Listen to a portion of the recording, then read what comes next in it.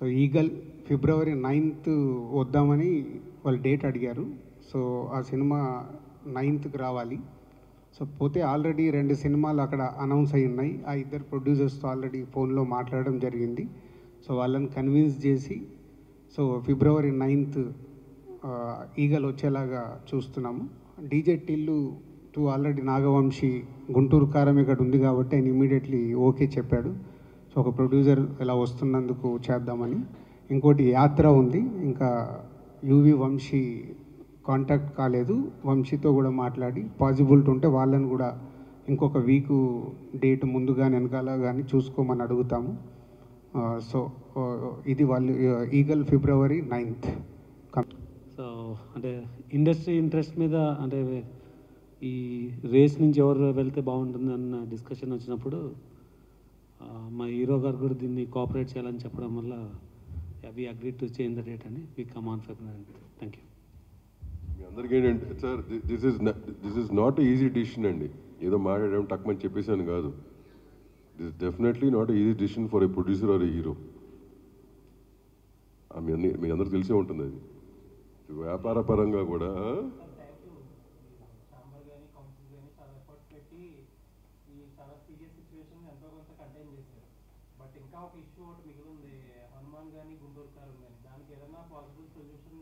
అది ఆల్రెడీ చెప్పారు కదా.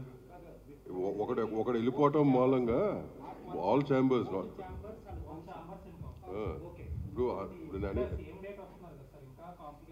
అవునమ్మా ఉంటుంది కదా సేమ్ డేట్కి వచ్చినప్పుడు.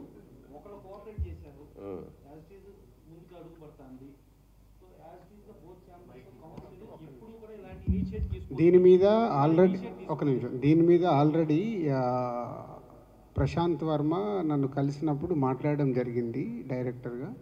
నిరంజన్ రెడ్డి గారు అవైలబుల్ లేకుంటే ఆ రోజు నేను చెప్పాను, ఒక్కొక్క సినిమా ఒక్కొక్క రోజు వచ్చేలాగా ట్రై చేసుకోండి, 12th, 13th, 14th, 15th ఇలా.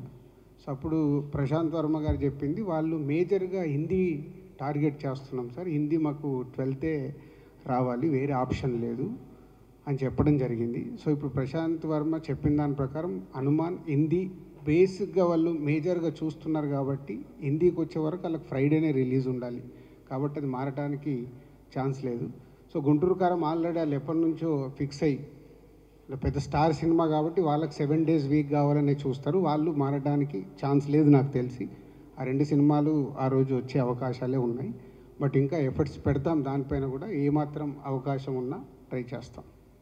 అండ్ 13th ఒక ఫిలిం, 14th ఒక ఫిలిం ఉంటుంది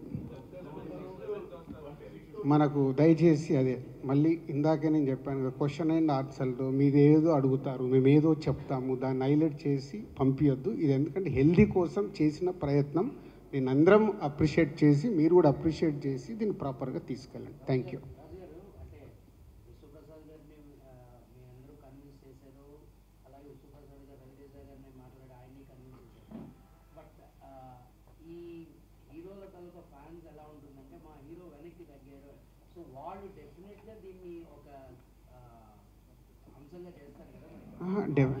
కాదు కాదు, ఇందాక ప్రసన్న చెప్పారు కదా, ఒక హీరో ఇంత ఆలోచించి ఒక స్టెప్ తీసుకుంటున్నాడంటే వాళ్ళు ఆ హీరో ఫ్యాన్సే కాలర్ ఎగిరేయాలి. అరే కోఆపరేట్ చేసినంత కాలర్ ఎగిరేయాలి. ఇది అంత ఈజీగా, ఇందాక దాము గారు చెప్పారు కదా, ఒక నిర్ణయం మేము తీసుకోవాలి, కాపీ రెడీ పెట్టుకొని ఓ 3-4 వారాలు వెనకకి వెళ్ళాలి అంటే ఒక ప్రొడ్యూసర్కి ఆ ప్రాజెక్ట్ మీద ఇంట్రెస్ట్ ఎంత పడుతుంది తెలుసా?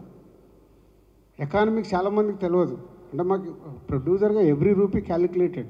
1 month వెనకకి వెళ్ళాలంటే 1 month కాపీ రెడీ అయిపోయి మొత్తం ఇన్వెస్ట్మెంట్ చేసేసి పుష్ చేయాలి రిలీజ్. అంత డ్యామేజ్ ఉంటుంది ప్రొడ్యూసర్కి. అలాగే హీరో కూడా సంక్రాంతికి ఉండే కిక్కు వేరే దగ్గర తగ్గుద్ది. సోలో మా లెక్కన సోలోకి వచ్చినప్పుడు అక్కడ ఎకానమిక్స్ వైజ్గా ఎక్కువ ఉంటుంది.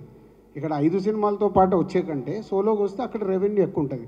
కానీ ఆ సంక్రాంతి అనే వరకు మనకు ఆ కోడి పందాల్లాగా మన సినిమా రావాలి, ఏదో జరగాలనే ఒక అదేమంటుంది ఎంతుజాదం ఉంటుంది అంతే. ఓకే, దయచేసి వేరే వేరే టాపిక్లు వద్దండి. ఒక్క నిమిషం, నేను ఇందాకే కాదు ఆ టాపిక్లే వద్దని చెప్పా. మళ్ళీ మీరు ఇంకొక సైడ్ డ్రైవ్ చేస్తారు. దయచేసి వద్దు. హెల్దీగా ఇండస్ట్రీకి ఉపయోగపడే చేద్దాం, తర్వాత అన్నీ సార్ట్అవుట్ అవుతాయి. అండి కాక ఒక్క నిమిషం కాక ఈ పండగ విషయంలో రజనీకాంత్ గారిది పాన్ ఇండియా రేంజ్ సినిమానే కోఆపరేట్ చేసి 26 జనవరికి వెళ్ళిపోయారు. ధనుష్ గారి సినిమానే పాన్ ఇండియా సినిమా, వాళ్ళు కూడా కోఆపరేట్ చేసి వెనక్కి వెళ్ళారు. సో ఒక తమిళ్ లాంగ్వేజ్ సినిమాలే ఈ టైంలో ఇబ్బంది లేకుండా కోఆపరేట్ చేశారు. ఇప్పుడు బేసికల్లీ 3 ఆర్గనైజేషన్స్ టుగెదర్లో ఉండి ఎప్పుడూ లేని ఒక శుభ పరిణామంకి తెరలేపటం జరిగింది. అందరు ప్రొడ్యూసర్స్ని పిలిచి ఇలా కోఆపరేట్ చేయమని చెప్పి అడగటం జరిగింది. ఒక ప్రొడ్యూసర్ మంచి ఉద్దేశంతో ఆయన కోఆపరేట్ చేశారు. ఒక హీరో కూడా మంచి ఉద్దేశంతో కోఆపరేట్ చేసి అంటే ఇండస్ట్రీకి ఒక మంచి సంకల్పం. ఇప్పుడు ఒకప్పుడు ఎన్టీ రామారావు, నాగేశ్వరరావు ఇండస్ట్రీని కాపాడదామని ఇద్దరికి లక్షల కొద్ది రెమ్యునరేషన్ ఇచ్చేటప్పుడు కూడా 10,000 రెమ్యునరేషన్ తీసుకుని పనిచేశారు. ఆ కాలం మళ్ళా వచ్చేటట్టుగా రవితేజ గారు కోఆపరేట్ చేసినప్పుడు ఆ కోఆపరేట్ చేసిందే మనం ఆలోచించుకోవాలి. కానీ మనం మళ్ళా రంధ్రాన్వేషణ చేసి మళ్ళీ ఏంటి వీళ్ళందరూ కలిసి ఉన్నారు, వీళ్ళు మళ్ళీ విడగొడదామా అనే ప్రయత్నాలు మనకి ఎందుకు చెప్పండి. మనం ఇండస్ట్రీలో ప్రొడ్యూసర్ హనుమాన్ ప్రొడ్యూసర్ ఆయన చెప్పారు, కోఆపరేట్ చేసిందని థ్యాంక్స్ చెప్పారు. ఇక్కడ అందరు ప్రొడ్యూసర్స్ ఉన్నారు, చాలా క్లియర్గా ఉంది. సరే ఇక ఫైనల్గా ఒక్కసారి వివేక్ గారు కూడా థ్యాంక్స్ చెప్తే ముగిచ్చేస్తాం. Thank you.